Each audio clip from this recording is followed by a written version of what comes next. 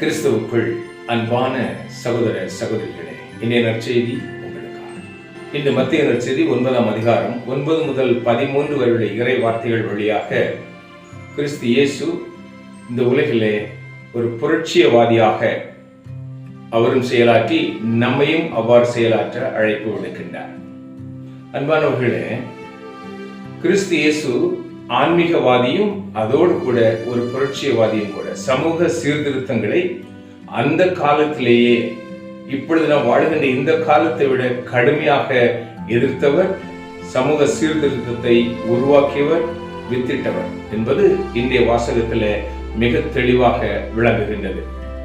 இந்த காலகட்டங்களில் பாருங்க, நல்ல மதிப்பெண் பெற்று நன்றாக படிக்கின்ற மாணவர்களை தேடி தேடி வாய்ப்புகளை இந்த சமூகம் கொடுக்கின்றது. அரசியலும் அதற்கு உதவி போகின்றது.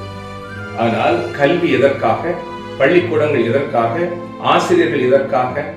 படிக்க இயலாத, படிக்கும் திறனற்ற பிள்ளைகளை உருவாக்கி அவர்களை இந்த நாட்டின் சொத்தாக மாற்றுவதுதான் கல்விக்கூடங்களின் வேலை. ஆனால் இன்றோ கல்விக்கூடங்கள் மனிதர்களை உருவாக்கும் தொழிற்சாலைகளாக போய்விட்டன, பண சந்தையாக மாறிவிட்டது. ஆனால் அன்றைய காலகட்டத்திலேயே கிறிஸ்து இயேசு உருவாக்கிய புரட்சிய விதை என்ன தெரியுமா? இந்த சமுதாயம் யாரையெல்லாம் வேண்டாம் வேண்டாம் வேண்டாம் பாவி என்று ஒதுக்கியதோ அவர்கள் அனைவரையும் கிறிஸ்து எனக்கு வேண்டும் வேண்டும் வேண்டும் என்று அணைத்துக் கொண்டார். யாரையெல்லாம் அந்த சமூகம் பாவி என்று ஒதுக்கியவர்களை அவர்கள்தான் எனக்கு சீடர்கள் என்று ஏற்றுக்கொண்டார். அன்பானவர்களே, வாழுகின்ற இந்த காலம் நீயும் நானும் கிறிஸ்துவின் சீடர்கள் சீடத்திகள் என்று வாழ்கின்றோமானால் இந்த புரட்சிய சிந்தனை உன் உள்ளத்தில் இருக்கின்றன.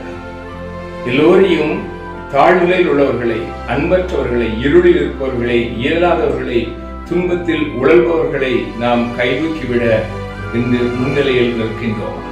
இல்லை, எல்லோரையும் நாம் பாவி என்று கூறிவிட்டு நான் நீதிமான் என்று வேடமிட்டு இருக்கின்றோம்.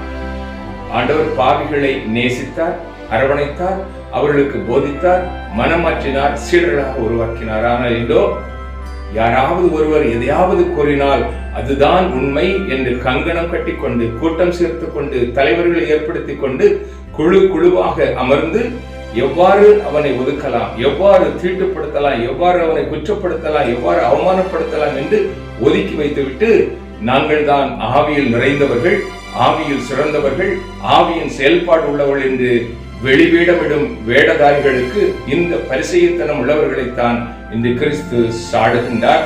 நீங்கள் மனம் மாற வேண்டும் என்று அழைக்கின்றார். அன்பானவர்களே, கிறிஸ்துவின் சிந்தனையும் போதனையும் இன்றைய காலகட்டத்திற்கு மிக மிக அவசியம். அவர் யாரையும் ஒதுக்காதவர், யாரையும் தண்டனை தீர்ப்பிடாதவர், எல்லோருக்கும் அன்பு காட்டி அன்பின் அரசாட்சியிலே உனது பங்கு என்ன என்பதை அவளுக்கு எடுத்துக்காட்டி தனது வாழ்வை அவளுக்கு முன்னுதாரணமாக்கி அவர்களை மேம்படுத்தியவர். பேய் பிடித்தவர்கள், நோயாளிகளை குணமாக்கி ஒவ்வொருவரையும் தனது சீடராக மாற்றினார். மரிய மதலேனாள் அன்றைய சமுதாயத்தில் வேசி என்று பட்டம் சுட்டப்பட்டவள் ஆண்டவரின் சீடத்தை உயிர்த்த பின் முதல் காட்சி அந்த புனிதைக்குத்தான். லேகியோன் 6000 பேய் பிடித்தவன் ஆண்டவர் பாதத்தில் அமர்ந்து இறைவார்த்தை கேட்டு சீடனானவன். லேவி, இன்று அழைப்பு விடுக்கின்ற லேவி சுங்கச்சாவடியில ரோம அரசாங்கத்துக்கு வரி பிரிப்பதனால் பாவி என்று ஒதுக்கப்பட்டவன். அவனை என் பின்னேவா என்று அழைத்து முதன்மை சீடனாக மாற்றியவர். அவர் லேவியின் வீட்டிலே பாவிகளோடும் வரி தண்டுவோரோடும் அமர்ந்து உணவு உண்டார். அதே பெரிய புரட்சி அல்லவா? இன்று நாம் எவ்வாறு நமது உறவுகளை வைக்கின்றோம்? பணம் படைத்தவன், அதிகாரம் படைத்தவன், அந்தஸ்துள்ளவன், அவனோடு தான் ஆவிக்குரியவர்கள் என்று சொல்லிக் கொள்கின்ற உறவு.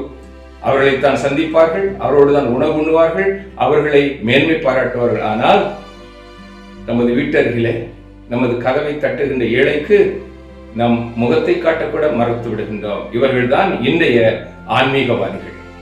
ஆண்டவர் இன்று நேரடியாக பேசினால் இன்று அதேதான், பரிசேயர்களே, சதுசேயர்களே, என் முன் இன்று ஒளிந்து போங்கள் என்று சொல்லுவார்.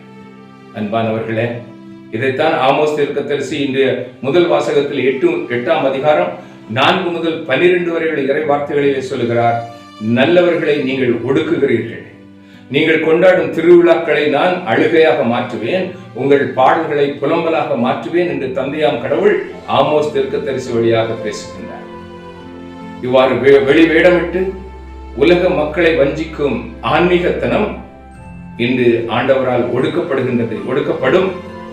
நீங்கள் கொண்டாடுகின்ற திருவிழாக்கள், நீங்கள் கொண்டாடுகின்ற ஆவிக்குரிய விழாக்கள் எல்லாம் அழுகையாகவும் புலம்பலாகவும் அவர் மாற்றுவார். எனவே அன்பானவர்களே, இறை வார்த்தையை வாசித்து தியானிக்கும், அதை வாழ்வாக்கும் உண்மையான கிறிஸ்துவின் ஒவ்வொரு சீடனையும் ஆண்டவர் சொல்லுகிறார், நீங்கள் எல்லோரையும் மன்னித்து ஏற்று அன்பு பாராட்டி என் அரசை கட்டி எழுப்புங்கள் என்று.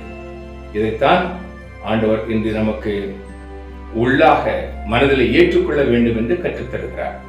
எதையும் ஒதுக்காதவர், எதையும் வெறுக்காதவர், எல்லோரையும் அன்பு செய்தவர் இன்று உன்னையும் என்னையும் அழைக்கின்றார். ஜெபிப்போமா. எங்கள் அன்பின் பரலோக பிதாவே, எங்கள் மீது கொண்ட மாறாத அன்பினால் உமது ஒரே மகனை பலியாக்கி எங்களை அன்பு செய்து அழைக்கின்றவரே, இந்த சமுதாயத்திலே நாங்கள் வாழுகின்ற இந்த வாழ்க்கை உமது திருக்குமாரன் வாழ்ந்து காட்டிய வாழ்க்கையை வாழ எங்களை ஆவியினால் நிறைத்து வழிநடத்திக் கொண்டேன். எங்களுக்கு கோழையின் ஆவியை அல்ல, தைரியத்தின் ஆவியை தந்திருக்கிறேன். உலகம், மாமிசம், பிசாசை எதிர்த்து நிற்க, அதிகாரம், அந்தஸ்துகளை எதிர்த்து நின்று உமது திருக்குமாரனை போல, எங்கள் மீட்பர் இயேசுவை போல நாங்களும் புரட்சிக்கு வித்திட எங்களை அழைக்கின்றேன்.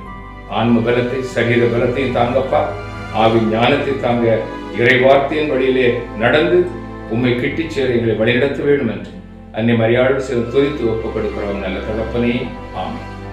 அன்பானவர்களே, நாம் ஆண்டவரையும் வழி நடப்பவர்களானால் அன்பு மாத்திரமல்ல, அன்போடு கூடிய ஏற்றுக்கொள்ள, மன்னிப்போடு கூடிய அன்பு இறையாட்சி கட்டி எழுப்ப, யாரையும் ஒதுக்காமல், தண்டனை தீர்ப்பிடாமல் கிறிஸ்துவின் வழியிலே நடப்போம். இந்த நாளையும் இனிய நாளாக்குவோம். ஆமென்.